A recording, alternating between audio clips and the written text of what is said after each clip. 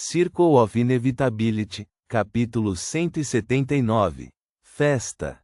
Enquanto Lumian olhava para os restos fumegantes do papel, lembranças da pressão implacável do Sr. K inundaram sua mente. Portanto, a essência de um pastor está no pastoreio. Eles se alimentam das almas e características de outros Beyonders ou criaturas Beyonder para aproveitar suas habilidades. Assim, um pastor experiente é verdadeiramente incomparável. Eles se destacam em combate corpo a corpo, ataques de longo alcance e uma infinidade de técnicas místicas. Na verdade, um contratado 1 é como uma versão simplificada de um pastor. Cada contrato é limitado a uma única habilidade. Quando a sequência de alguém é baixa, o número de contratos é severamente restrito. No máximo pode chegar a 5, mas muitas vezes não ultrapassa 3. Se alguém não escolher suas habilidades com sabedoria, poderá ter dificuldade para derrotar uma pessoa comum armada com uma arma. Não é comparável ao poder de um pastor, onde pastar concede todas as habilidades, inalteradas. É claro que, no nível do padre, assinar 10 ou 20 contratos torna-se uma experiência diferente. Além disso, os contratos muitas vezes têm como alvo seres do mundo espiritual com uma ampla gama de habilidades peculiares. Beyonders que os encontrarem pela primeira vez acharão um desafio se adaptar. Quanto mais Lumian ponderava, mais pavor o Sr. K causava nele. Suprimindo seus pensamentos, Lumian levantou-se e soltou um suspiro interior. Não admira que a Madame Mágica acredite que o Sr. K pode resistir a Susana Matisse, um espírito maligno. Saindo da sala, Lumian se aproximou de Louis Sarcota com compostura e disse: "Peça aos cozinheiros que preparem o jantar." "Chefe, o que você gostaria de comer?" Louis perguntou antes que Sarcota pudesse falar. Lumian não conseguia se lembrar do cardápio. Ponderou por um momento e respondeu: "Traga-me uma refeição fixa. Junte-se a mim." "Tudo bem." Louis sinalizou para Sarcota informar o atendente da cafeteria. Lumian instalou-se na mesa preferida do Barão Briguinais e pegou o jornal do dia. O Gazeta de Traer ocupava o topo, seguido pelo Diário do Reformador, Voz do Povo, Notícias de Ação, Diário de Intis, Amigo do Povo e outros jornais proeminentes. Lumian não resistiu a virar a cabeça, com uma pitada de diversão em sua voz ao perguntar a Louis: "É isso que Briguinais costuma ler? Um mafioso preocupado com assuntos nacionais?" Louis olhou para Sarcota do outro lado e respondeu com um sorriso: "Ele não lê essas coisas. Ele apenas insiste que evitemos ofender repórteres e jornais. Se possível, devemos assinar jornais influentes.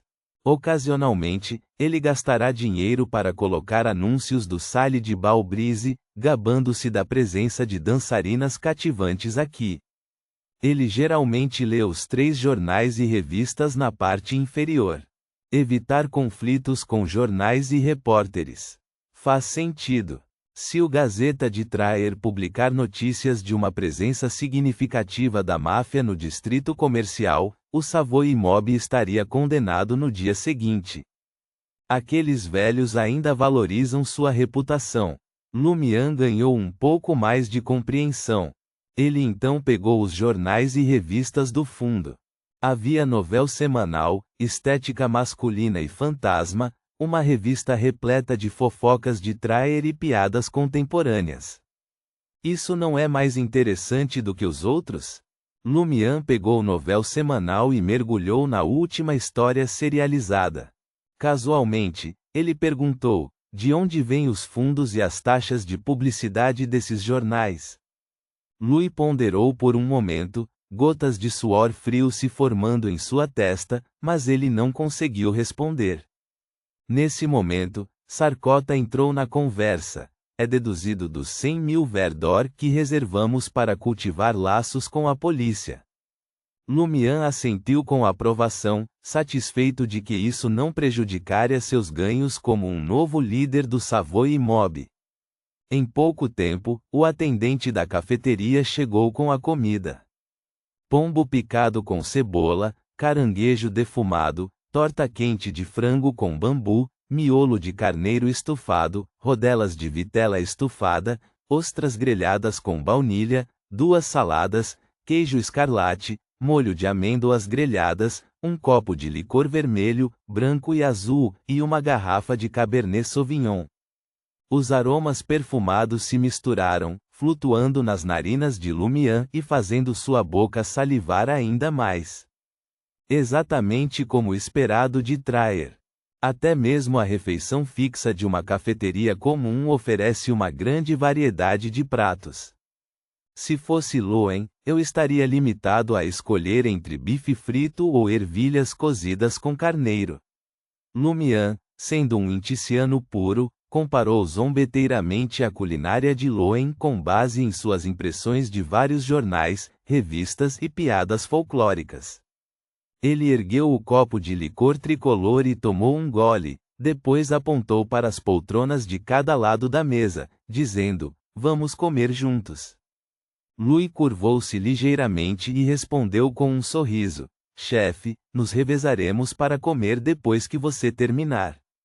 Lumian não insistiu e saboreou seu primeiro banquete desde que chegou a Traer, e foi por conta da casa. É preciso dizer que os chefes do Salle de Bal-Brise são verdadeiramente habilidosos. Lumian assentiu repetidamente enquanto saboreava sua refeição. Entre os pratos, ele achou o miolo de carneiro o mais delicioso. Habilmente infundidos com diversas especiarias, os sabores de peixe e caça do cérebro foram habilmente equilibrados, deixando para trás uma textura delicada semelhante ao tofu de Roselle, acompanhada por uma fragrância rica e sedutora. Terminou o copo de licor vermelho, branco e azul e 1/3 da garrafa de Cabernet Sauvignon. Então, gesticulou para que Louis e Sarcota se revezassem. Lumian pegou as revistas Novel Semanal e Fantasma, pronto para se aprofundar em seu conteúdo. Nas páginas de Fantasma, os olhos de Lumian pousaram sobre um nome familiar: Duvar. O proprietário do restaurante conhecido por inventar o caldo Duvar acumulou uma fortuna e mudou-se para o Quartier de la Maison d'Opéra. Uma anedota intrigante chamou a atenção de Lumian nas páginas do Fantasma. A paixão de Duvar por Perle, uma atriz de teatro de Loen e cortesã de Traer, custou-lhe uma fortuna.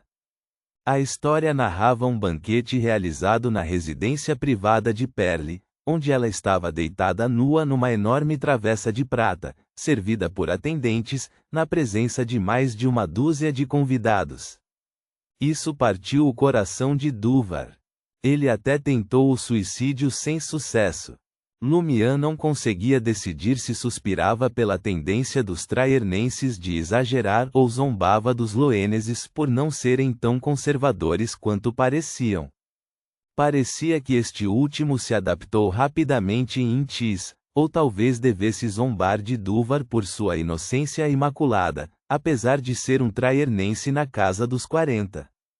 Às vezes, Lumian não conseguia deixar de se perguntar se esses comportamentos decorriam da influência da natureza de um Beyonder ou se os seguidores do deus maligno não conseguiam controlar seus impulsos. Naturalmente, se não fossem as inclinações partilhadas entre os trienenses e o fato de muitas coisas não levantarem problemas, estes indivíduos já teriam sido expostos há muito tempo. Depois que Louis e Sarcota terminaram a refeição, Lumian os conduziu até o primeiro andar. O salão de dança fervilhava de atividade à noite. Jenna estava no palco de madeira, sua voz carregando uma melodia melodiosa acompanhada pela banda. Os casais abaixo se abraçaram, girando no chão. Lumian lançou um olhar fugaz para a cena antes de redirecionar seu olhar e caminhar em direção à saída. "Chefe, para onde estamos indo?" Louis perguntou. Lumian riu. "Eu sou o chefe ou você?" Preciso relatar meu paradeiro para você? A expressão de Louis congelou. Ele olhou para o silencioso Sarcota e de repente sentiu que imitar sua compostura não era uma má ideia. Estou apenas preocupado com nosso próximo curso de ação, afirmou. Enquanto Lumian saía do salão de dança, em meio às saudações dos seguranças, ele sorriu e respondeu: vou informá-lo quando houver necessidade de você saber. Ele voltou ao albergue do Coq Doré, mas desviou-se do quarto 207, onde pretendia recuperar o dedo e o revólver do Sr. K. Em vez disso, ele se aventurou no bar subterrâneo. Antes que Lumian pudesse avaliar a situação, a voz de Charlie chegou aos seus ouvidos, cheia de entusiasmo. Você ouviu a notícia? Ciel agora atende pelo apelido de Leão, Ciel. Pequena atrevida, Jenna veio com isso. Você já colocou os olhos nela? Duvido que você já tenha visto uma mulher tão deslumbrante quanto ela. Ela possui uma figura atraente e um rosto que poderia enfeitiçar qualquer um. Quando ela canta, todos anseiam por abandonar sua fé por ela. E ela gostou de Ciel e o convidou para dançar. Eles eram inseparáveis. O salão de dança estava mal iluminado. Lumian de repente sentiu como se tivesse se tornado o protagonista de uma notícia em fantasma. Louis e Sarcota, atrás dele, sentiram-se envergonhados e preocupados com o chefe. Eles ficaram com vergonha de que a pessoa na pequena mesa redonda pudesse estar se vangloriando em nome do chefe. Eles estavam preocupados que, se fosse verdade, seu chefe estaria transformando Botas Vermelhas, Franca em uma corna. Nesse caso, eles estariam em sérios apuros. Franca não só detinha um poder considerável, mas também era amante de seu chefão. Charlie, segurando uma cerveja, avistou Lumian e seu sorriso congelou. Ele pulou da mesinha redonda e se aproximou de Lumian, tossindo antes de falar. Ei, Ciel, você se importaria se eu compartilhasse alguns detalhes sobre seu envolvimento romântico? Em vez de responder, Lumian perguntou: como você descobriu? Charlie sorriu. Muita gente sabe. Isso se espalhou pelo Sale de Grismio. Em outras palavras, o Poison Spur Mob sabe que eu dancei com Jenna 2 vezes antes de assassinar Martelo, Ait. Isso é verdade. Naquela época eu só me disfarcei, sem nem mudar a cor do cabelo. Eu até provoquei aqueles ao meu redor. Em retrospectiva, juntamente com a morte de Martelo, Ait, eles certamente me reconhecerão. Como amante de Botas Vermelhas, Jenna também pode se tornar um alvo para sua vingança. Não há necessidade de ficar excessivamente preocupado, no entanto. Ela é protegida pela Botas Vermelhas. Como uma Beyonder experiente e uma demônia formidável, Franca não será descuidada em tais assuntos. Lumian assentiu, entendendo a situação. Ele sorriu para Charlie e disse: sinta-se à vontade para compartilhar. Quanto mais a notícia se espalhasse, mais atrairia a atenção de Botas Vermelhas, dissuadindo qualquer represália potencial do Poison Spur Mob. Lumian perguntou a Charlie: por que você não foi para a Salle de Balbrise?